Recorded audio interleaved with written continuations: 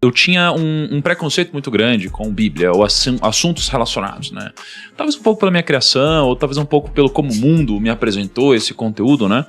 E aí, eu segui minha jornada empreendedora, eu acabei vindo para o mercado financeiro, onde eu encontrei um caminho para o enriquecimento material. Eu achava que minha vida se trataria disso, eu gostaria de ficar muito rico financeiramente.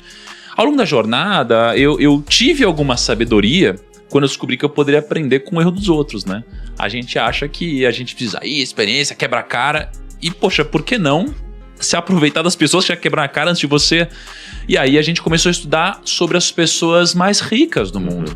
Eu lembro que lá em 2015, 2016, eu estava numa época onde eu estava lendo muito livro de desenvolvimento pessoal, e um deles era de um cara chamado Napoleon Hill. Napoleon Hill, ele entrevistou muitas pessoas bem-sucedidas na época.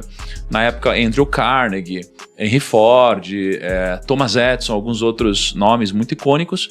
E aí, quando eu olhei para isso, eu falei, faz sentido, porque ele entrevistou pessoas muito bem-sucedidas, para ele aprender quais são os hábitos dessas pessoas, tentar replicar de alguma forma, né? Eu vou me basear em quem deu certo, não em quem deu errado. A gente vê no Brasil um pouco do inverso, as pessoas querendo banalizar quem deu certo, né? Inferiorizar quem deu certo, para terceirizar muitas vezes a sua falta de resultado, muitas vezes. Eu falei, eu quero fazer algo como esse cara fez. Então eu vou estudar sobre as pessoas mais ricas do mundo. E a gente criou um projeto chamado Código da Riqueza. No Código da Riqueza... 2016. Foi 2016, né? A gente viajou o mundo, a gente conversou com vencedores de prêmio Nobel, vários bilionários. E eu perguntava para essas pessoas o seguinte, por que você conseguiu atingir o sucesso?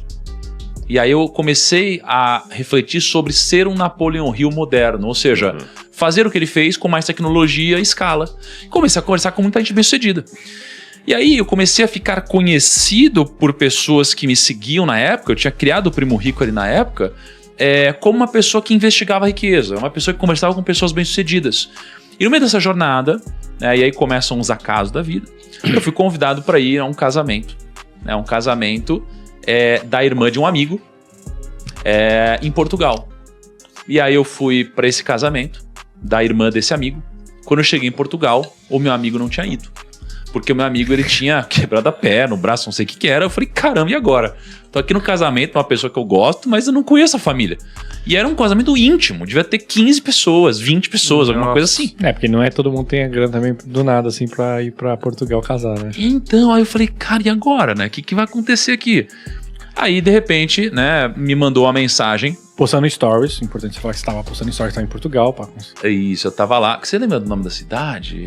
Devia ser Algarve. Algarve, né? Algarve, em Portugal. Aquela região Algarve. É o litoral, né? Exatamente, que a praia é gelada. Muito gelada. É isso aí, então tava em Algarve. E aí tinha um cara na época que eu não conhecia. E ele, inclusive, ele já tinha algum relativo sucesso, mas muito diferente do que era hoje. E ele mandou uma mensagem falando assim, olha, Thiago, eu vi que você tá em Portugal. Pô, e eu tô aqui também. Eu vi que você tá em Algarve, eu também. Vamos nos encontrar? Eu falei, vamos.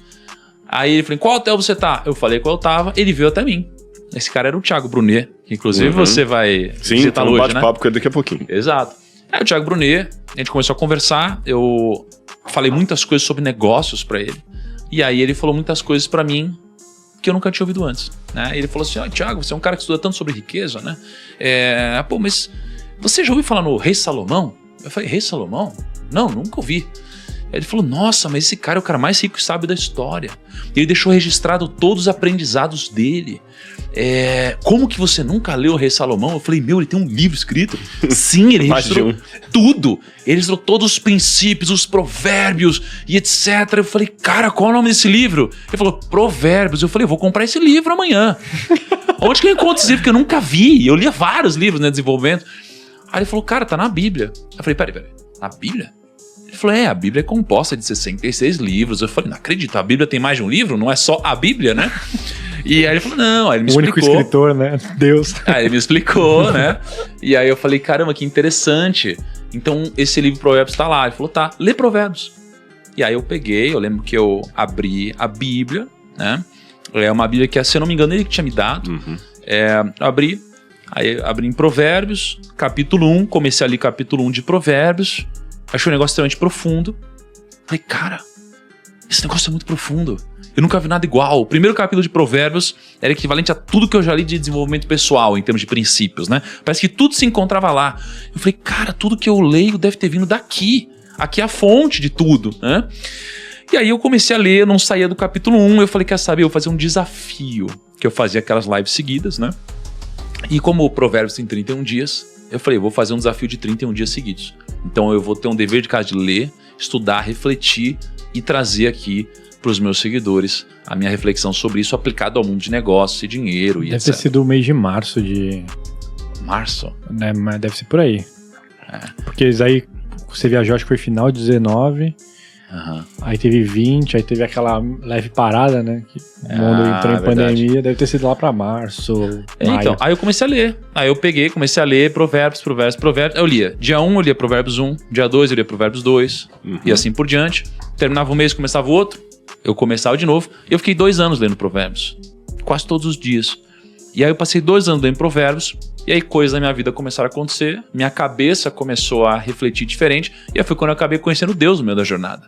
Ou seja, eu adoro a história de Salomão, eu adoro os Provérbios de Salomão, é uma coisa muito aplicada para quem faz business, para quem quer prosperar, mas também para quem quer olhar para isso sob outra ótica, outra perspectiva. Você pode encontrar o que você quiser ali, né? O que você estiver buscando.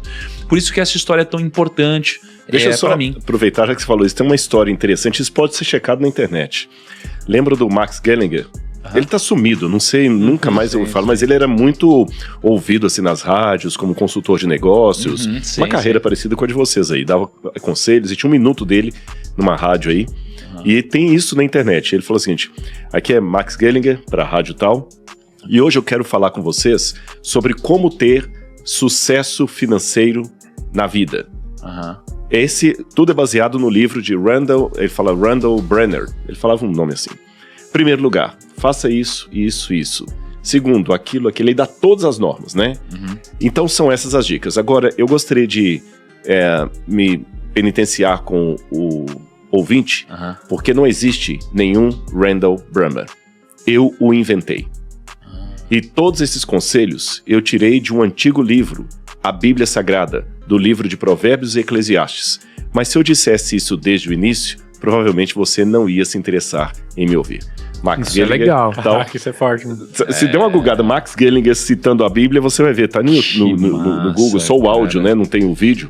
Porque tem uma galera que tem uma barreira ali de entrada. Se você já começar com o discurso, não, na Bíblia diz, aí o cara já, E ele fez isso, é muito interessante, que ele vai falando assim, parece que, nossa, quem que é esse cara que eu quero ler? Eu assim, na verdade não existe, eu inventei.